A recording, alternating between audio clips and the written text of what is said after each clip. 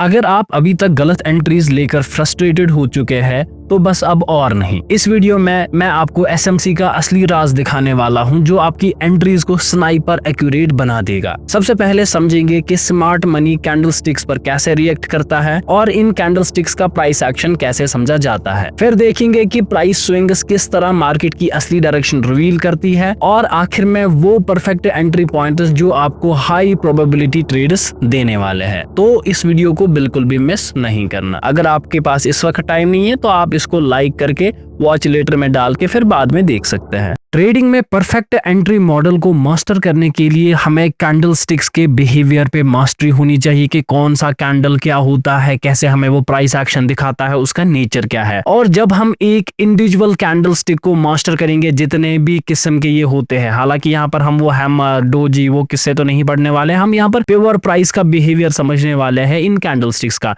जब हमें एक कैंडलस्टिक का प्राइस बिहेवियर समझ आ जाएगा तो हम मल्टीपल कैंडल्स को आपस में मिला के इसको प्राइस स्विंग्स की तरह रीड कर सकते हैं और इनका प्राइस बिहेवियर समझ सकते हैं, जिनको मैं कुछ इस तरीके से ड्रॉ करता रहता हूं, डाउन ट्रेंड में कुछ इस तरीके से ड्रॉ करता रहता हूं। तो इसको समझने का राज जो है वो सारा का सारा छुपा है इन कैंडलस्टिक्स के प्राइस बिहेवियर में। जब ये मास्टर होगा तो आप प्राइस को मास्टर कर सकते हो, प्राइस के बिहेवियर को मास्टर कर सकते हो। और एक बार आपने प्राइस के बिहेवियर को मास्टर किया और इन स्विंग्स को समझा, डायरेक्शंस को समझा, पिन पॉइंट्स को समझा, तो उसके बाद हम परफेक्ट स्नाइपर एंट्रीज ढूंढ सकते हैं और वो एग्जैक्ट पॉइंट्स ढूंढ सकते हैं जहां से हम अपनी एंट्रीज को बना सकते हैं। तो इन कैंडलस्टिक्स का प्राइस बिहेवियर समझने के लिए हमें इन कैंडलस्टिक्स पर मास्टरी होनी चाहिए।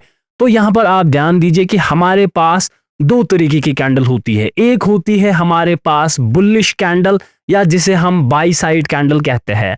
आप इसको ग्रीन कैंडल रख सकते हैं, आप इसको ब्लू कैंडल रख सकते हैं, white candle, yellow candle, colour आप पे मैटर करता है, लेकिन बिहेवियर जो है वो सिमिलर होता है। और इसी का जो दूसरा किस्म होता है उसको हम कहते हैं sell side candle, seller dominate candle या सेलर्स डोमिनेशन कैंडल। तो ये कैंडल्स जो है वो आपको याद रखनी कि मार्केट में सिर्फ दो तरीके की कैंडल्स है और इन कैंडल स्टिक्स को कहते हैं जापानीज कैंडल स्टिक्स। तो यहाँ पर फिलहाल आपको याद रखना है कि हर एक कैंडल के 4 पार्ट्स होते हैं या इसमें 4 तरीके के प्राइस होते हैं, ये आपको समझना है। तो चाहे वो कोई भी कैंडल हो उसमें 4 तरीके के प्राइस जो है वो होते ही होते हैं। एक इसमें होता है ओपनिंग प्राइस, जहां से प्राइस शुरू होता है। अब ये प्राइस का शुरू होने का मतलब क्या होता है? फॉर एग्जाम्पल अगर मैं 5 मिनट का चार्ट देख रहा हूं और मैंने 9:15 से चार्ट देखना स्टार्ट किया, तो जो 9:15 का कैंडल जहां से स्टार्ट होगा, जिस प्राइस से स्टार्ट होगा, तो उसको हम कहेंगे ओपन प्राइस। और यही केस अगर मैं 1 आवर के कैंडल में देखूं और मैंने 9:15 से स्टार्ट किया और जो अगला कैंडल है वो बनना स्टार्ट करेगा 10:15 पे, जो 10:15 पे कैंडल स्टार्ट होगा, जहां से स्टार्ट होगा, उसको हम उसका ओपनिंग प्राइस कहते हैं। और इसके बाद और एक चीज आती है क्लोजिंग प्राइस। क्लोजिंग प्राइस का क्या मतलब होता है? देखो 5 मिनट्स के केस में जो कैंडल 9:15 से स्टार्ट होगा वो क्लोज होगा 9:20 पे, उसके बाद और एक कैंडल बनना स्टार्ट होगा।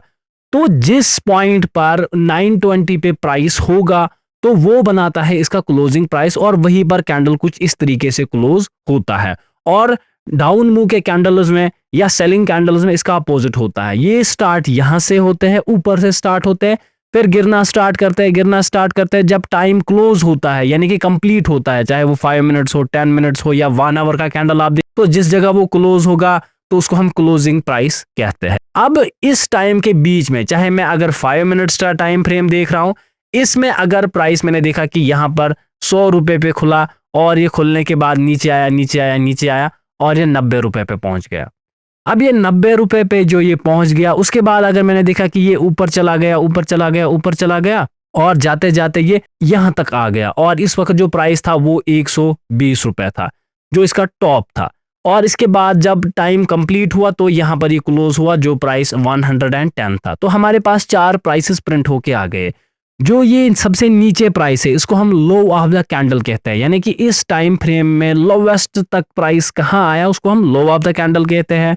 ओपनिंग होती है कहां से ये ओपन हुआ, क्लोज होता है जब टाइम कंप्लीट हुआ तो ये कैंडल कहां से क्लोज हुआ, और उस टाइम के बीच में ये सबसे हाईएस्ट पॉइंट पर कहां गया तो उसको हम हाई ऑफ द कैंडल कहते हैं। तो फिलहाल आपको इतना याद रखना है। तो इसके बाद अगर आप देखोगे डिटेल में इसको, तो आपको कैंडलस्टिक्स में 3 तरीके के पार्ट्स दिखेंगे। एक है ये ऊपर साइड की विक, इसको हम विक कहते हैं या अपर शैडो कहते हैं। फिलहाल आप इसका नाम जो है वो विक सिंपली याद रखो। जो हाई की तरफ विक होती है उसको हम अपर विक कहते हैं। जो लो की तरह ये विक होती है इसको हम लोअर विक कहते हैं। तो ये पॉइंट्स आपको याद रखने हैं। अभी तक हमने देखा कि इसके दो पार्ट्स है, अपर विक और एक लोअर विक। और आप देखो बीच में इसमें एक बॉडी होती है, तो इसको हम बॉडी ऑफ द कैंडल कहते हैं। तो आप देखो एक कैंडल स्टिक्स में 3 इंपॉर्टेंट पार्ट्स होते हैं, अपर विक, लोअर विक और बॉडी। इनको समझने के लिए कौन सा ज्यादा पावरफुल है वो डिसाइड करता है कैंडल का प्राइस एक्शन क्या है। फॉर एग्जांपल अगर अपर विक पावरफुल हुई इन दो के कंपैरिजन में तो एक प्राइस एक्शन मिलेगा, अगर बॉडी पावरफुल हुई तो दूसरा प्राइस एक्शन मिलेगा, और अगर लोअर विक पावरफुल हुई तो हमें और एक टाइप का प्राइस एक्शन देखने को यहाँ पर मिलता है। तो ये चीज आपको याद रखनी है। अब हम इन चीजों को समझते हैं। अगर आपको दिखता है मार्केट यहाँ पर खुला और ये ओपन हो गया, ओपन होने के साथ साथ आप देखो ये गिरा गिरा गिरा गिरा गिरा, जब एक कैंडल गिरता है तो वो रेड कैंडल या ब्लैक कैंडल बनता है, जो आप कलर चूज करोगे। अब ये गिर रहा है गिर रहा है गिर रहा है गिर रहा है, यहाँ तक पहुंच गया।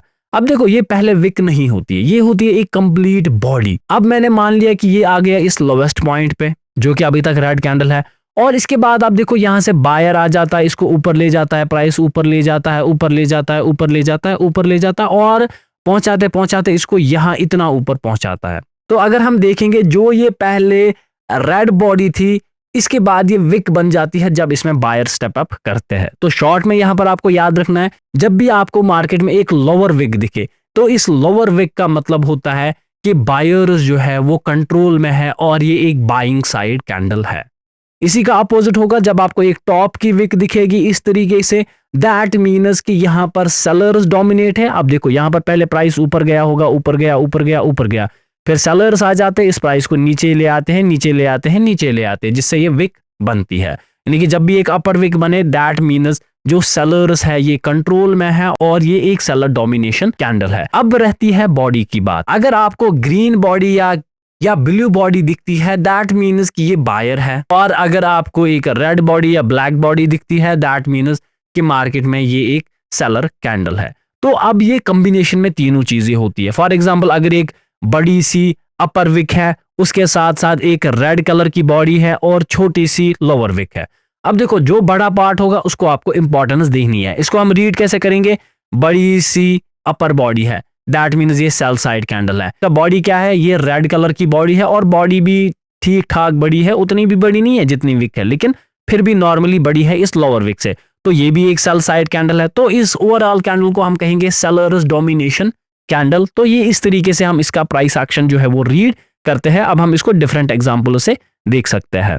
तो यहाँ पर इस एग्जाम्पल में आप देख सकते हो कि ये जो कैंडल है इसमें अपर विक प्रेजेंट नहीं है। तो यहाँ पर अपर विक का प्रेजेंट ना होना दैट मीन्स जब हमने 5 मिनट्स की कैंडल देखी यानी कि 9:15 वाली कैंडल, जब वो 9:20 तक क्लोज हो गई तो वो सीधे ही ऊपर जा रही थी, सीधे ही ऊपर जा रही थी। दैट मीन्स जो इसका हाईएस्ट पॉइंट था वही इसका क्लोजिंग पॉइंट बन गया। तो ऐसे भी कैंडल्स हो सकते हैं। या आपको इस तरीके से दिखेंगे कि मार्केट गिर रहा था गिर रहा था गिर रहा था, जब वो लोवेस्ट पॉइंट तक आ गया तो उसी वक्त टाइम क्लोज हो गया और इस कैंडल की क्लोजिंग भी उसी जगह हो गई। तो इस तरीके के भी कैंडल आपको दिख सकते हैं जिसमें सिर्फ 2 पार्ट्स होंगे, यानी कि एक बॉडी और एक शैडो, या जिसको हम विक भी कहते हैं। तो यहाँ पर अगर हम इसका प्राइस एक्शन समझे, देखो यहाँ पर इस विक का रोल नहीं है, ऊपर की तो विक है ही नहीं, क्योंकि मैंने अभी आपको कहा कि जो बड़ा होगा उसी की इंपॉर्टेंस होती है। तो बॉडी बड़ी है दैट मीन्स ये जो कैंडल है बायर डोमिनेशन कैंडल है, इसको हम कहेंगे सेलर्स डोमिनेशन कैंडल। तो आपको बॉडी पे यहाँ पर ध्यान देना है। इसके बाद हमारे पास और एक कैंडल आती है जिसका क्लोज और हाई बराबर है और ओपन और लो बराबर है, यानी कि ये जहां से स्टार्ट हुआ है वहीं से इसने ऊपर जाना स्टार्ट किया, ऊपर जाना स्टार्ट किया, और जब टाइम क्लोज हुआ तो ये यहाँ पर क्लोज हुआ, यानी कि इसका हाईएस्ट पॉइंट क्लोजिंग के बराबर है और ओपन पॉइंट जो है वो लोवेस्ट के बराबर है। सिमिलरली रेड कैंडल में भी ऐसा ही होता है। तो यहाँ पर आपको क्या देखना है, मैंने आपको कहा या तो बॉडी बड़ी हो सकती है, या तो लोअर विक बड़ी हो सकती है, या तो अपर विक बड़ी हो सकती है, या अगर बड़ा भी ना हो जो ज्यादा डोमिनेट हमें दिख रहा है उसी को हमें देखना है। तो यहाँ पर बॉडी है तो जो कलर बॉडी का होगा वहीं पर हम इसको कैंडल समझेंगे, यानी कि ये एक बायर डोमिनेशन है और ये एक सेलर डोमिनेशन कैंडल है। इसके बाद अगर हम और एक एग्जांपल में यहाँ देखें तो हमें यहाँ पर दिख रही है कि इसमें एक लोअर बॉडी है जो कि सबसे बड़ी है, और लोअर बॉडी का होना दैट मीन्स कि ये बायर्स की डोमिनेशन है और ये बायर डोमिनेशन कैंडल है। और यहाँ पर आप देखो अपर विक तो प्रेजेंट है नहीं, तो उसका हमें लेना नहीं है। बॉडी आप देखो, बॉडी का पोर्शन जो है विक के कंपैरिजन में बहुत छोटा है। अब इसको हम क्या कहेंगे, देखो बॉडी की तो यहाँ पर इंपॉर्टेंस नहीं होगी, यहाँ पर इंपॉर्टेंस होगी इस लोअर विक की। दैट मीन्स कि ये बायर डोमिनेशन कैंडल है। और सिमिलरली अगर इसमें हम देखें अपर विक उतनी कोई खास नहीं है, जो बॉडी है वो भी उतनी कोई खास नहीं है, लोअर विक बहुत ज्यादा बड़ी है, तो इसको भी हम कहेंगे बायर्स डोमिनेशन कैंडल। अगर आप देखो यहाँ पर जो कलर है वो मैटर नहीं करेगा, चाहे वो ग्रीन हो या ब्लू हो या ब्लैक हो या रेड हो, वो मैटर नहीं करेगा। क्यों नहीं मैटर करेगा?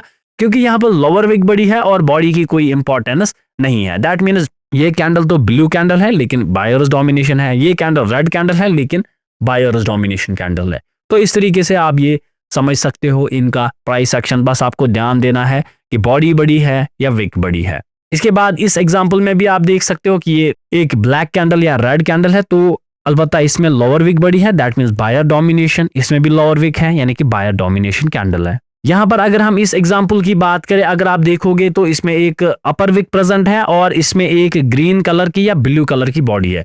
अब देखो ब्लू कलर की बॉडी का मतलब होता है बायर, ये आपको समझना है, और अपर विक का मतलब होता है सेलर। तो आप देखो इस कैंडल में बायर भी डोमिनेट है, सेलर भी डोमिनेट है। तो इस कैंडल को हम कहते हैं, क्योंकि बॉडी का कलर यहाँ पर ब्लू है, तो ये बायर कैंडल ही मानी जाएगी। लेकिन क्योंकि इसमें सेलर भी डोमिनेटेड है तो इसको हम वीक बाइंग कैंडल कहते हैं। तो यहां से और एक टाइप स्टार्ट होता है, या तो कैंडल एक वीक कैंडल हो सकता है या तो कैंडल एक स्ट्रॉन्ग कैंडल हो सकता है। बस ये अब यहां से अब आपको समझना है। अब देखो पॉइंट बाय पॉइंट हम इन कैंडल स्टिक्स की मास्टरी देख सकते हैं। तो अपर विक है, दैट मीन्स कि सेलर डोमिनेटेड है।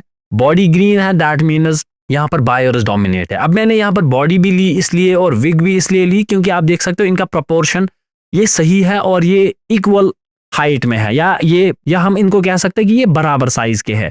तो यहाँ पर इस कैंडल को हम वीक बायर कैंडल कहेंगे क्योंकि इसमें सेलर भी डोमिनेट है और बायर्स भी डोमिनेटेड है। और इसके बाद यहाँ पर अगर हम कैंडल को देखें तो देखो लोअर विक का मतलब होगा कि बायर डोमिनेटेड है और रेड कैंडल का या ब्लैक कैंडल का मतलब होगा कि सेलर डोमिनेट है। दैट मीन्स देखो जो कलर होगा तो उसी को हम मानते हैं कैंडल, यानी कि ये सेलर कैंडल है। लेकिन यहाँ पर क्योंकि बायर भी डोमिनेट है तो इसको हम कहेंगे वीक सेलर कैंडल, यानी कि ये सेलिंग कैंडल तो है लेकिन ये एक वीक सेलिंग कैंडल है, ये कोई पावरफुल सेलिंग कैंडल नहीं है। तो ये चीजें आपको समझनी है। अगर यही कैंडल आपको एक डाउन ट्रेंड में दिख रही है कि मार्केट गिर रहा है और ये कैंडल्स बन रही है, आपको समझ जाना है कि ट्रेंड जो है वो वीक हो रहा है। और सिमिलरली अगर अप ट्रेंड में ये कैंडल्स बन रही है तो आपको समझ जाना है कि अप ट्रेंड वीक हो रहा है। तो इस तरीके से इनको रीड किया जाता है जब हम इनको फिर प्राइस स्विंग्स के साथ देखते हैं। तो यहाँ पर अगर हम इन तीनों को अब मिलाए तो हम देखते हैं, अब देखो लोअर विक ग्रीन बॉडी यानी कि buyer dominate, lower wick green body buyer dominate, red body या ब्लैक बॉडी और लोअर विक यानी कि बायर डोमिनेट है लेकिन वीक बायर है। अब देखो ये स्ट्रॉन्ग बायर है, ये स्ट्रॉन्ग बायर है और यहाँ पर ये वीक बायर है। दैट मीन्स ओवरऑल ये एक स्ट्रॉन्ग बाइंग का कैंडल है। इसके बाद या इसके ब्रेकआउट के बाद हम एक बाइंग का ट्रेड देख सकते हैं, क्योंकि स्टिल अगर हम देखें ओवरऑल ये एक स्ट्रॉन्ग बाइंग कैंडल बना रहा है। फिर हम इनको मिलाएंगे भी, ब्लेंड भी आपस में करेंगे कि दिन को क्या होता है वो भी हम आगे देखेंगे। अब देखो यहाँ पर भी आप देखो एक बॉडी प्रेजेंट है जो कि एक बड़ी सी ब्लू बॉडी या ग्रीन बॉडी हो सकती है, तो बायर डोमिनेशन है, ये बायर डोमिनेशन है और ये वीक बायर्स है। अब देखो ओवरऑल इसको हम मिलाएंगे तो ये एक स्ट्रॉन्ग बाई बन जाता है। अब इनको ब्लेंड कैसे करना होता है, यहाँ पर आप देखो यहाँ पर बॉडी है तो मैं इस बॉडी के सीध में जाऊंगा यहाँ तक और ये इसका क्लोजिंग है तो ये यहाँ तक आ जाएगी। तो आप देखो ओवरऑल जब इसके साथ ये रेड कैंडल भी मिल जाएगी तो हमारे पास एक छोटी सी बॉडी बन जाएगी इस तरीके से, जो यहाँ से यहाँ तक का पोर्शन होगा और नीचे एक बड़ी सी विक बन जाएगी। डजंट मैटर इसका कलर क्या होगा, तो ये ओवरऑल एक बायर्स डोमिनेशन कैंडल है और यहाँ से एक बाइंग पॉसिबल होती है। तो आप देखो जब आप कैंडल्स को ब्लेंड करते हो, आपस में 2-3 कैंडल्स को मिलाते हो, तो यहाँ पर भी हमें एक बायर कैंडल या एक सेलिंग कैंडल मिल सकती है। और एक एग्जांपल में आप देख सकते हो buyer domination weak buyer, overall क्या है ये स्ट्रॉन्ग बाय है, इसको सिंपली आप ले सकते हो। इसके बाद अगर हम और एक एग्जांपल देखें, यहाँ पर आप देखो ये एक छोटी सी रेड बॉडी है, यानी कि ये एक सेलर कैंडल है लेकिन वीक सेलर कैंडल है क्योंकि इन बॉडीज के कंपैरिजन में ये छोटा है। और इसके बाद आप देखो एक बड़ा सा ग्रीन बॉडी है या एक ब्लू बॉडी है, तो इसको मैं अगर ब्लेंड करूंगा, आप देखो इसको इसकी क्लोजिंग और इसका ये लोवेस्ट पॉइंट, तो यहाँ से यहाँ तक मुझे एक ओवरऑल विक दिखेगी जो कि इस तरीके की होगी और इसकी बॉडी जो है वो ऊपर एक ब्लू बॉडी या एक ग्रीन बॉडी होगी जो कि एक बायर कैंडल है, उसके बाद भी एक स्ट्रॉन्ग बायर कैंडल है। दैट मीन्स ये अभी एक बायर कंटिन्यूएशन हम देख रहे हैं। तो इस तरीके से आपको ओवरऑल रीड करना होता है। लेकिन जब हम एज ए बिगनर इनको रीड करते हैं, सर ये तो रेड कैंडल है और इसके बाद सर ये तो ग्रीन कैंडल या ब्लू कैंडल है, तो ये तो एनगल्फिंग कैंडल बन रही है, इसको आपने engulfing candle, bullish engulfing candle पढ़ा होगा। सर इसके बाद तो एक हैमर बन गया, ये तो मुझे वीक ट्रेंड लग रहा है, अब हम सर क्या करें, इसके नीचे स्टॉप लॉस रखे सेल करें? तो वो ऐसा कुछ नहीं देखना है, सिंपली जो प्राइस बिहेवियर दिखा रहा है उसके साथ जाना है। तो ये सिंपली क्या है, एक बायर डोमिनेशन है। तो बायर डोमिनेशन के बाद आपको हमेशा बाई करना होता है। अब यहाँ पर दो एग्जांपल्स और है। अब देखो लोअर विक और अपर बॉडीज को देख के हमें डायरेक्टली कह सकता हूं कि ये बायर की डोमिनेशन है और ये बाइंग मूव है। यहां पर हम सीधे कह सकते हैं विदाउट बॉडी को नोट्स किए हुए। अब देखो ये है वीक बाइंग कैंडल, ये है स्ट्रॉन्ग सेलिंग कैंडल, ये है स्ट्रॉन्ग सेलिंग कैंडल, यानी कि ओवरऑल क्या है, ये इसको हम सेलर डोमिनेशन कैंडल कह सकते हैं। तो एचडीसी आपको याद रखना है सेलर डोमिनेशन कैंडल, और आपको बीडीसी याद रखना है बायर डोमिनेशन कैंडल। तो बायर डोमिनेशन कैंडल एक ही कैंडल नहीं हो सकता, या आप मल्टीपल कैंडल्स को जब मिलाओगे एक स्विंग बनती है, तो वो हो सकती है ये बायर डोमिनेशन। तो बायर डोमिनेशन को आइडेंटिफाई करने के बाद आप बाइंग के ट्रेड्स देख सकते हो, और सेलर डोमिनेशन को आइडेंटिफाई करने के बाद आप सेलिंग स्कैल्पिंग ट्रेड्स कर सकते हो। अब ये इतना कंप्लीट यहाँ पर नहीं होता है, इसके बाद हम इनको आपस में मिलाते हैं।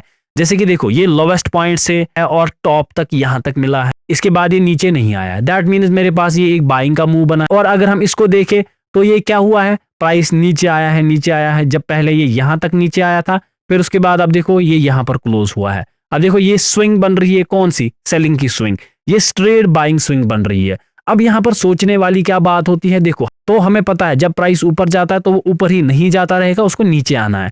और सिमिलरली जब प्राइस नीचे आता है तो वो नीचे ही नहीं जाता रहेगा, उसको ऊपर आना है। तो इस केस में हमें वेट करना चाहिए नीचे आने का, और इस केस में हम डायरेक्टली सेल का ट्रेड ले सकते हैं। बस ये होती है इनको फिर स्विंग्स में कन्वर्ट करना। तो इसको भी हम आगे देखेंगे। तो यहाँ पर अगर मैं इसको स्विंग्स में कन्वर्ट करूं, यहाँ पर आप देख सकते हैं कि मार्केट पहले नीचे आया है, नीचे आया, फिर यही से स्टार्ट हुआ है तो ऊपर जा रहा है। तो ऊपर जा रहा है, अगर ये पहले ही स्टार्टिंग है तो हम बाई कर सकते हैं, वरना हमें नीचे आने का वेट करना होगा। तो इस तरीके से आप ये देख सकते हो। और एक चीज यहाँ पर अगर हम देखें तो यहाँ पर आप देख सकते हो कि प्राइस जो है वो ऊपर गया, ऊपर गया, ऊपर यहाँ तक, फिर यहाँ तक नीचे आया। दैट मीन्स हमें लोएस्ट पॉइंट पे मिल रहा है तो हम बाई कर सकते हैं, क्योंकि हमारे पास बाइंग का रूल क्या रहता है, बाई एट लोज का रूल है हमारे पास, और हमारे पास जो दूसरा रूल है उसको हम कहते हैं सेल एट हाइज। तो आप देखो इस केस में हमें बाय एट लोज मिल रहा है, तो मैं इसको स्विंग में कन्वर्ट कर रहा हूँ। स्विंग मीन्स कि मैं एक ट्रेंड वाली लाइन इस पे ड्रा कर रहा हूं कि कहां तक प्राइस मूवमेंट गया है, फिर क्लोज कहां पर हुआ है। तो इस तरीके से मुझे भी मिल रहा है। अगर हम और एक एग्जांपल को देख आपके डाउट्स क्लियर करने के लिए, तो यहां पर भी आप देख सकते हो लोवेस्ट पॉइंट तक ये पहले यहां से ऊपर तक गया, यहां तक आया, और यहां से फिर इतना नीचे आया और ये क्लोज हो गया। दैट मीन्स मेरे पास अभी बाय डोमिनेशन है और ये एक स्विंग कंप्लीट हो चुकी है, तो इसको फिर हम बाय कर सकते हैं।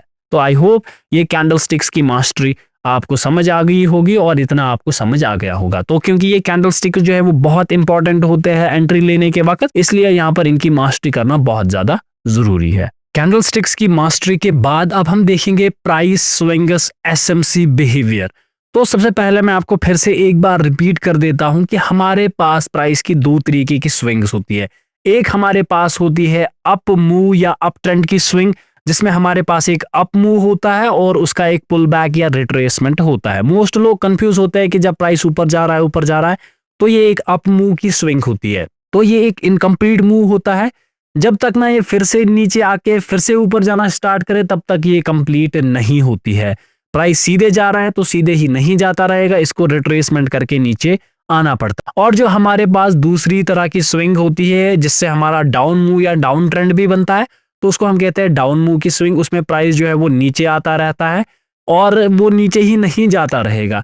तो जब तक ना ये एक पुल बैक देगा तब तक ये वैलिड नहीं होता है। और फिर मैंने आपको पिछले वीडियोस में इनकी भी मास्टरी सिखाई थी, तो मैं उसको थोड़ा बहुत यहाँ पर रिपीट कर देता हूँ। तो मैंने आपको कहा था कि हम इस पे एक फिबोनाची रिट्रेसमेंट ड्रॉ करते हैं। तो अब ये कहां तक आ सकता है, ये जो पुल बैक है ये कहां तक आ सकता है? तो मैंने आपको कहा था अगर 23% लेवल पे आए तो वैलिड नहीं है, अगर यहां से ऊपर जाएगा तो उस वक्त हम बाइंग की पोजीशंस नहीं बनाते हैं बाइंग ट्रेंड में। और अगर ये 38% पे आता है तो ये तभी वैलिड होगा जब हमारे पास ऑलरेडी एक फास्ट मूविंग मोमेंट हो, यानी कि इस मोमेंट में बड़े बड़े कैंडल्स जब बने हो तभी वैलिड होता है कि अगर ये 38% से ऊपर जाएगा और हम बाई कर लेंगे। इसके बाद यहाँ पर ये 50% तक आया है तो यहाँ से भी ऊपर जा सकता है, 61 से भी ऊपर जा सकता है। और मैक्सिमम आपको मैंने कहा था इस 61% और इस 78% के बीच में आपको एक 50% जोन मार्क करना है। उस 50% जोन तक अगर प्राइसेस आते हैं तो यहाँ से भी प्राइसेस जो है वो ऊपर जा सकते हैं। और ये जब यहाँ से ऊपर जाएंगे तो ये इस हाई का ब्रेकआउट करके ऊपर चले जाते हैं, क्योंकि हमें पता है कि एक अप ट्रेंड में या अप मूव में हायर हाइज और हायर लोज का स्ट्रक्चर बनता है। यानी कि अगर ये लो है तो अब हायर लो बनना चाहिए, और सिमिलरली अगर ये एक हाई है अब यहाँ पर हायर हाई बनना चाहिए। दैट इज वाई ये हाई है, अब जो नेक्स्ट हाई है वो इससे ऊपर बनना चाहिए, यानी कि हायर हाई। तो जब तक ये यहाँ नीचे आता है तब तक आपको हमेशा याद रखना है कि स्विंग्स में सिर्फ और सिर्फ लोज वैलिड होते हैं। अब ये लो का वैलिड होना क्या होता है, तो इसमें हम स्कैल्पिंग करते हैं। तो पहले मैं आपको यही समझा देता हूं। फॉर एग्जांपल अगर मेरे पास एक स्ट्रक्चर है जो कुछ इस तरीके से है, यानी कि प्राइस ऊपर गया, प्राइस नीचे आया, प्राइस ऊपर गया, प्राइस नीचे आया, प्राइस ऊपर गया, प्राइस अब इतना नीचे आ गया, फिर प्राइस ऊपर गया, नीचे आया और ऊपर गया, और इसके बाद यहां तक नीचे आ गया।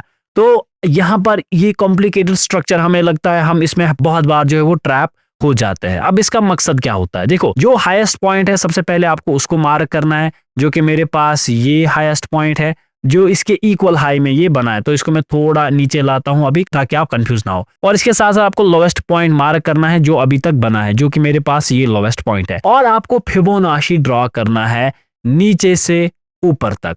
तो ये हो गया मेरा इस पे फिबोनाची ड्रॉ। अब देखो जो ये लोवेस्ट पॉइंट है ये कहां तक आया है, ये आया है 61% लेवल तक। दैट मीन्स अब जब यहां से प्राइस ऊपर जाएगा तो हमारा बाय करना यहां पर वैलिड बन जाता है और यहां मेरा टारगेट होता है। अब देखो जब ये टारगेट रीच होता है तो ये तकरीबन 1:5 1:6 होता है, यानी कि बड़े टारगेट होता है खासकर डिसाइडर टाइम फ्रेम पे, यानी कि 1 आवर 4 आवर और डेली टाइम फ्रेम पे। और इनको ट्रेड करने के लिए आपको इन्हीं पे आना पड़ता है मोस्टली। लेकिन अगर आप स्कैल्पिंग करते हो तो स्कैल्पर्स के लिए ये जो स्ट्रक्चर्स है ये बहुत कॉम्प्लिकेट हो जाते हैं, वो पता नहीं क्या इनको करते हैं, बाय सेल करते रहते हैं। तो यहाँ पर कंफ्यूज नहीं होना है, सिंपली याद रखना है कि जब तक ये इस 61% लेवल के ऊपर है तब तक मेरे लोवेस्ट वैलिड है। जैसे कि ये ऊपर गया यहाँ पर एक हाई बनाया, तो मोस्ट लोग इसको कैसे समझते हैं, हाई लोअर हाई। तो ये लोअर हाई यहाँ पर वैलिड नहीं है क्योंकि अभी बाइंग का स्ट्रक्चर है और बाइंग में हायर लो वैलिड होता है और लोज वैलिड होता है। इसके बाद मार्केट नीचे आया तो लो लगाया, अब यहाँ पर इस लो से बाइंग की है, ऊपर गया, आप देखो ये हायर हाई, ये ब्रेक ऑफ स्ट्रक्चर यहाँ पर दिखा रहा है, लेकिन ये इंटरनल ब्रेक ऑफ स्ट्रक्चर है और ये ब्रेक ऑफ स्ट्रक्चर जो है ये वैलिड नहीं होता है क्योंकि ये हाईएस्ट पॉइंट है। जब ये टूटेगा उसके बाद ही हमारा ब्रेक ऑफ स्ट्रक्चर वैलिड है। अगर इसके आगे देखें तो ये हाई वैलिड नहीं है, यहाँ से सेल नहीं हो सकता, लेकिन ये नीचे आया तो यहाँ से बाई पॉसिबल है, यहाँ से बाई पॉसिबल है। और इसके बाद आप देखो ये यहाँ तक ऊपर चला गया और इसी बीच में आप देखो कंफ्यूज कहां पर आप हो जाते हैं। आप इसको समझते हो सर इसने इस लो को तोड़ दिया तो ये तो चेंज ऑफ कैरेक्टर है, अब तो मुझे सेल करना होगा, तो सेलिंग वैलिड नहीं होती है। जब तक ना ये इस लेवल को नीचे की तरफ तोड़ देगा और इस 50% का भी ब्रेक डाउन करेगा तब तक सिर्फ और सिर्फ लोज वैलिड है और बाइंग देखी जाती है। एक बार इसने ये तोड़ दिया फिर हमारे पास स्ट्रक्चर जो है वो अपोजिट हो जाता है, फिर हमारे पास सेलिंग वैलिड हो जाती है और मेरे पास जो है वो लोवेस्ट वैलिड बन जाते हैं। तो उसकी भी हम एक थोड़ी बहुत यहाँ पर एग्जांपल्स देखते हैं ताकि हमारी इन स्विंग्स में मास्टरी हो जाए। जैसे कि प्राइस मैंने देखा ऊपर आ रहा है, मैंने देखा प्राइस जो है वो इतना नीचे आया, फिर प्राइस ऊपर गया, नीचे आया, ऊपर गया, नीचे आया, ऊपर, नीचे, ऊपर, और ये नीचे आ गया यहाँ तक। तो सबसे पहले मैंने आपको कहा था कि आपको किसी भी स्ट्रक्चर में एक हाईएस्ट पॉइंट मार्क करना है जो कि यहाँ पर है और इसका लोएस्ट पॉइंट ये वाला होगा इस स्विंग का। तो इस पे मैं क्या करूंगा, एक फिबोनाची मार्क करूंगा इस नीचे के पॉइंट से अप टू इस टॉप के पॉइंट तक।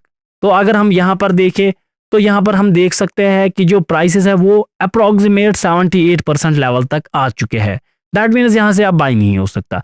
अब यहाँ से इसके बाद क्या रूल रहता है, जो भी अब यहाँ पर एक हाई बनेगा उस हाई से यहाँ पर सेल किया जाता है। जैसे कि अभी तक मैंने देखा था पिछली एग्जांपल में कि जो लो बनेगा वहां से बाई करेंगे, यहाँ से अब लो से बाइंग नहीं हो सकती। अब हम देख रहे हैं कि प्राइस ऊपर जा रहा है, हम बाई नहीं करेंगे क्योंकि हम एक डिसिप्लिनर ट्रेडर है तो नहीं कर सकते। और इसके बाद यहाँ पर अब हमने देखा कि ये हाई बना है और ये लोअर हाई है, तो यहाँ पर सेल करना वैलिड होता है।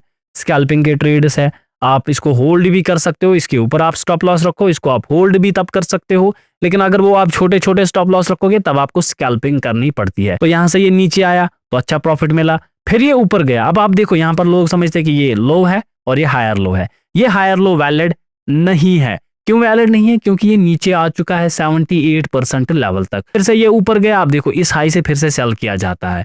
ये नहीं आपको देखना है कि सर ये तो यहाँ पर ब्रेक ऑफ स्ट्रक्चर हो गया, मैं तो बाइंग करूंगा, नहीं वैलिड है।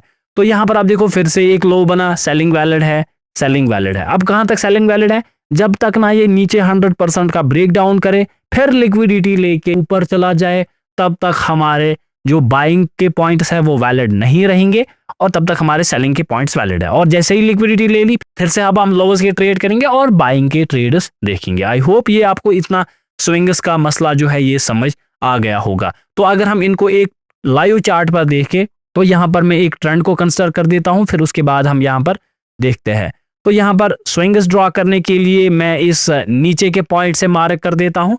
तो यहाँ पर आप देख सकते हैं कि मेरे पास ये लोवेस्ट पॉइंट है और मेरे पास ये हाईएस्ट पॉइंट है। तो इसको जब मैं ड्रॉ कर देता हूं तो यहाँ पर आप देख सकते हैं कि प्राइस नीचे आया और पहले इसने एक हैमर कैंडल जो है वो 23% लेवल पे बनाया। तो मैंने आपको कहा यहाँ से बाइंग पॉसिबल नहीं है। उसके बाद आप देखो ये नीचे आया और कहां तक नीचे आया, इस 50% को तोड़ दिया। दैट मीन्स हमारा बाई कहां पर वैलिड हो जाता है, कि अगली लेवल का ब्रेकआउट कर देता है, यानी कि इस 38% लेवल का। तो यहाँ पर जैसे ही टूटेगा आप देखो एक तो यहाँ पर मुझे एक बायर डोमिनेशन कैंडल मिला, जो कि आप देख सकते हो कि इसकी एक लंबी सी लोअर विक है और इसकी एक यहाँ पर छोटी सी ब्लैक बॉडी या रेड बॉडी है। तो ये एक बायर डोमिनेशन कैंडल है और इसके साथ साथ मुझे एक प्योर बायर डोमिनेशन कैंडल मिल रहा है। तो इसका ब्रेकआउट होगा तो यही होता है एक छोटी लाइन का ब्रेकडाउन या ब्रेकआउट, जो मैं आपको समझाता रहता हूं। तो यहाँ पर मैं अपना ट्रेड एग्जीक्यूट कर सकता हूं। ये मेरा पॉइंट ऑफ एग्जीक्यूशन रहेगा, इस बायर डोमिनेशन के नीचे मेरा स्टॉप लॉस रहेगा और जैसे कि मैं आपको बार बार समझा रहा हूं मेरा जो टारगेट होगा वो इस हाई के थोड़ा सा ऊपर होगा। तो ये आपको समझ जाना है। और आप देखो यहाँ पर हमें इजीली 1:3 या 1:4 के ट्रेड्स जो है वो मिले हैं। इसके बाद यहाँ पर आप समझो, क्योंकि अब ये मेरे पास लोवेस्ट पॉइंट बना है, तो जिस लोवेस्ट पॉइंट से इसने प्राइसेस को ऊपर लिया है तो वो हमारा सपोर्ट बन जाता है। दैट मीन्स ये मेरा सपोर्ट है। अब इसके बाद अब ये सपोर्ट से मुझे हाईएस्ट पॉइंट मार्क करना है। अब देखना आप प्राइस ऊपर गया और यहां तक आया। अब देखो इसने यहां पर कोई भी लेवल को टच नहीं किया। तो इस केस में क्या होता है कि ये जो ब्रेकआउट्स होते हैं ये वैलिड ब्रेकआउट्स होते हैं और इनको हम रेजिस्टेंस टेस्टिंग कहते हैं। जब आपको दिखे कि ये होल्ड कर रहे हैं हायर लेवल्स पे, ये एक भी रिट्रेसमेंट नहीं दे रहे, यानी कि ना तो इस तक आ रहे हैं ना तो इतना नीचे आ रहे हैं, तो उस वक्त अगर डायरेक्ट ब्रेकआउट होता है इस टेस्टिंग की वजह से तो वो वैलिड होता है। तो ये आपको याद रखना है। तो फिलहाल के लिए वो उस चीज पे तो हम बात नहीं कर रहे हैं, वो हम आगे किसी लेक्चर में देखेंगे। तो यहाँ पर आप देखो कि ये यहाँ इस ऊपर पॉइंट तक आ गया है जो कि मैंने यहाँ पर देखा। अब इसके बाद अगर हम देखें यहाँ पर ये नीचे आया तो कहाँ तक आया, 50% लेवल तक। दैट मीन्स इस 50% लेवल से मेरी बाइंग जो है वो पॉसिबल है और मुझे बाई करना चाहिए। तो यहाँ पर आप देखो क्योंकि अभी लोवेस्ट वैलिड है तो यहाँ से मैंने बाई किया तो ये ऊपर चला गया, नीचे आया फिर से ऊपर यहाँ तक चला गया, यानी कि हाईएस्ट पॉइंट मैंने यहाँ पर ये देखा।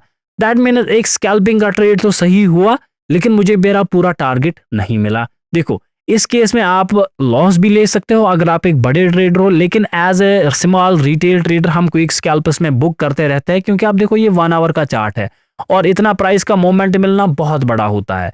अब देखो इस केस में फिर क्या हुआ, प्राइस नीचे आया और 78% लेवल तक आ चुका है। अब यहाँ पर हमारा रूल जो है वो चेंज होता है कि यहाँ पर आप बाइज वैलिड नहीं होगा, यहाँ पर आप सेलर्स वैलिड होगा जितने ये हाइज मारेगा और हम उस पर स्कैल्पिंग कंटिन्यूअसली करेंगे। अब यहाँ पर आप देखना थोड़ा बहुत क्या हुआ है कि इसने सेल तो लगाया और ये नीचे आ गया लेकिन यहाँ से ऊपर आ गया और फिर से लो लगा के ऊपर जाता रहा और ऊपर जाता रहा ये। अब देखो अगर हमारे पास एक नॉर्मल कंडीशन होती तो उस कंडीशन में यहाँ पर ये जो बाइज है ये वैलिड नहीं होते और हम सिर्फ सेल्स करते, लेकिन यहाँ पर हमारा अब एक स्पेशल केस है जो हमारे आज के वीडियो का मेन टॉपिक भी था कि वो एक पिन पॉइंट एंट्री जो हम इस फिबोनाची से मिस करते हैं, तो वो उसको हम कैसे लेते हैं यहाँ पर। तो उसका यहाँ पर आप ध्यान दो, अगर आपको दिखे कि प्राइस ऊपर गया, फिर वो इस 78% लेवल तक आ गया या इसके 50% जोन को तोड़ दिया, उसके बाद सिर्फ तभी बाइंग वैलिड होती है जब हमारे पास एक फेयर वैल्यू गैप हो या तो हमारे पास एक डिमांड जोन हो। क्यों? क्योंकि आप देखो ये इसलिए आता है इस 100% लेवल के, क्योंकि इसको चाहिए मार्केट से लिक्विडिटी। और अगर आपको दिख रहा है कि लिक्विडिटी पहले ही प्रेजेंट है, यानी कि इस 78% पे, तो ये अगर मुझे लिक्विडिटी ऑलरेडी पहले ही मिल रही है इस 78 पे या 61 पे ही, तो मुझे इतना नीचे आने का वेट नहीं करना चाहिए और मुझे ट्रेड को एग्जीक्यूट करना चाहिए। तो इसके अगर हम ट्रेडिंग मॉडल की बात करें तो ये कुछ इस तरीके से आपको दिखेगा। पहला तो ये है कि अगर आपको लोअर लोज की क्रिएशन मिल रही है और लोअर लोज के बाद प्राइस एक बार इस हाई का ब्रेकआउट स्ट्रक्चर कर देता है, फिर नीचे आ जाता है, और नीचे के केस में आपको यहाँ पर एक फेयर वैल्यू गैप दिखता है या तो एक डिमांड जोन की क्रिएशन होती है, तो यहाँ पर भी आपका बाइंग ट्रेड जो है वो वैलिड बन जाता है और इस डिमांड जोन के नीचे आपका स्टॉप लॉस रहता है और इसके ऊपर तक का ट्रेड आप फिर कर सकते हो। तो ये तो हो गया एक मॉडल हमारी बाइंग का। और दूसरा मॉडल जो यहाँ पर फिर रहता है वो होता है कि प्राइस ऊपर गया, नीचे आया इस 78% लेवल तक, तो यहाँ पर अगर मुझे कोई फेयर वैल्यू गैप या कोई डिमांड जोन मिल रहा है जो कि एक लिक्विडिटी लेवल है, तो यहां से मेरा जो ट्रेड है वो फिर से बन जाता है। तो उस केस में इस 78% से ट्रेडिंग जो है वो वैलिड रहती है और यहां से फिर हम वो बाइंग के बड़े ट्रेडर्स जो है वो परफॉर्म कर सकते हैं। तो आप देखो यहाँ पर मसला रहता है लिक्विडिटी का। अगर हमें दिख रहा है कि 78% जोन के नीचे प्राइस आ रहा है, तो हम उस वक्त सेल इसलिए करते हैं क्योंकि हमें पता है कि ये लिक्विडिटी के लिए जाएगा। लेकिन अगर हमें ऑलरेडी लिक्विडिटी मिल रही है तो उस केस में हम बाई कर देते हैं। तो ये तो रहे हमारे पास दो बाइंग के केसेस, और इसी के जो सेलिंग केसेस है या सेलिंग वेरिएशंस रहेंगी वो कुछ इस तरीके से रहेंगी। अगर आपको दिख रहा है कि प्राइस ऊपर गया, फिर प्राइस नीचे आया, फिर प्राइस जो है वो दोबारा हायर हाई लगा के नीचे आ गया, तो यहाँ पर हमारी सेलिंग वैलिड बन जाती है। अगर यहाँ पर किसी जगह मुझे फेयर वैल्यू गैप, इम्बैलेंस या मुझे कोई लिक्विडिटी जोन मिल रहा है, और इस केस में यहाँ पर हमारी जो सेलिंग ट्रेड्स है वो बहुत ज्यादा वैलिड बन जाते हैं और मुझे यहाँ पर सबसे बड़े प्रॉफिट्स देखने को मिलते हैं, जो कि अभी हम अपने चार्ट पर भी देखेंगे कि इनको कैसे एग्जीक्यूट किया जाता है। तो यहाँ पर भी आपको कैंडलस्टिक्स का नेचर समझना जरूरी है एंट्री के वक्त। अगर आपको यहाँ पर सेलर डोमिनेशन कैंडल मिल रहा है, यहाँ पर बायर डोमिनेशन कैंडल मिलेगा और यहाँ पर भी आप बायर डोमिनेशन कैंडल मिलेगा। और सिमिलरली अगर मैं और एक सेलिंग का ट्रेड यहाँ पर बोलूं तो प्राइस नीचे आया, 78% लेवल तक आएगा, तो उस वक्त सिर्फ सेल तभी वैलिड होगा जब आपको दिखेगा कि यहाँ पर एक सप्लाई जोन या एक फेयर वैल्यू गैप या एक इम्बैलेंस है, तब यहाँ से डायरेक्टली सेल किया जाता है। तो वो सेलिंग मॉडल ये है जिनसे आप फिर बायर डोमिनेशन के साथ एक पिन पॉइंट एक्यूरेट एंट्री ले सकते हो, चाहे फिर बाइंग का ट्रेड हो या फिर वो सेलिंग का ट्रेड हो। तो इनको हम अभी यहाँ पर देखते हैं, जो कि अभी हम मार्केट देख रहे थे। तो ये हमने अपना मार्केट देखा था, तो यहाँ पर हमने अपना सपोर्ट मार्क किया था और यहाँ से मैंने जो है वो एक फिबोनाची टॉप तक मार्क किया था और हमने देखा था कि ये 78% लेवल तक आ गया है। तो 78% लेवल तक आने के लिए आप देख सकते हो कि यहाँ पर मेरे पास एक डिमांड जोन तो यहाँ पर था, एक तो ये है, और इसके साथ साथ जो मेरे पास नीचे वाला डिमांड जोन था जो कि यहाँ पर कहीं है, वो मिटिगेट ऑलरेडी हो चुका था।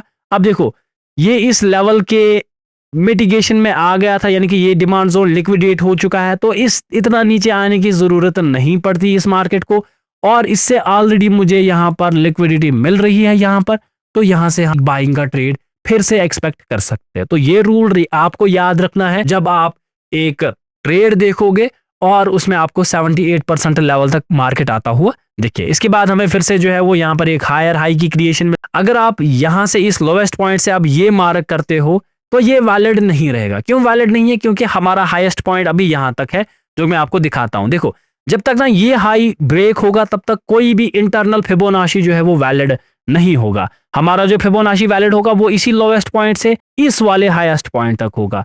अब देखो इसके बाद क्या हुआ, मार्केट जो है वो यहाँ पर 61 तक आ गया और इस 50 लेवल का यहाँ पर ब्रेकआउट कर दिया। दैट मीन्स यहाँ पर फिर से हम क्या कर सकते हैं, एक स्कैल्प ट्रेड कर सकते हैं या बड़ा ट्रेड कर सकते हैं। तो ये है हमारी एंट्री, इसके नीचे हमारा स्टॉप लॉस और यहाँ पर इसके ऊपर हमारा यहाँ तक का टारगेट होता है, जो कि पूरा तो नहीं हुआ लेकिन हमें कम से कम यहाँ पर 1:4 के ट्रेड्स देखने को मिले हैं, जो कि अच्छे खासे होते हैं। अब इतने के लिए आप फिर लॉस दोगे वो तो वैलिड नहीं है। आपको मिल रहा है सही बात, नहीं मिल रहा है तो आप बुकिंग कर सकते हो इन ट्रेड्स की। अब इसके आगे आप देखो, मैं देख रहा हूं कि मार्केट जो है वो गिर चुका है और यहाँ पर हमारा हाईएस्ट पॉइंट जो कि ये वाला हाईएस्ट पॉइंट है, इससे जब मार्केट गिरा तो ये नीचे आता रहा और इस सपोर्ट को भी तोड़ दिया, जो कि मेरे पास एक लिक्विडिटी जोन था। अब इस लिक्विडिटी जोन के नीचे मुझे क्या मिलता, अब देखो ये अब नई लिक्विडिटी है यहाँ पर, जो कि एक सपोर्ट की लिक्विडिटी है हमारे पास। देखो रूल होता है कि ये जो डिमांड जोन की लिक्विडिटी है ये एक बार काम करेगी, जो कि वैलिड आंसर है, लेकिन यहाँ पर ये दोबारा नीचे आएगा और ये काम क्यों करेगा? तो इसका आंसर होता है क्योंकि अब मेरे पास ये नई लेवल है जो कि एक सपोर्ट है और सपोर्ट के नीचे लिक्विडिटी का होना आम सी बात है और ये एक ऑर्डर ब्लॉक टाइप भी यहाँ पर बन जाता है। तो आप देखो मार्केट नीचे आया, फिर ऊपर गया, फिर नीचे आया, तो यहाँ पर हायर लोज की क्रिएशन करके या इन्वर्टेड हेड एंड शोल्डर की क्रिएशन करके बायर डोमिनेशन के साथ प्राइसेस जो है वो ऊपर जा रहे हैं और यहाँ पर आपका टारगेट इस हाई के ऊपर रहता है। तो इस तरीके से जो आप स्नाइपर एंट्रीज है वो ले सकते हो। बस आपको याद रखना है कि लिक्विडिटी के जोन कहां पर है, आपको याद रखना है कि मेरा जो एक बार लिक्विडिटी जोन है क्या वो दोबारा एक्ट करेगा। फॉर एग्जांपल अगर मेरे पास ये एक लिक्विडिटी का जोन है और प्राइस क्या कर रहा है, प्राइस ऊपर गया, नीचे आया, फिर यहां से ऊपर चला गया, तो ये वैलिड है बाइंग के लिए। अगर दोबारा नीचे आया तो दोबारा बाइंग के लिए वैलिड नहीं है।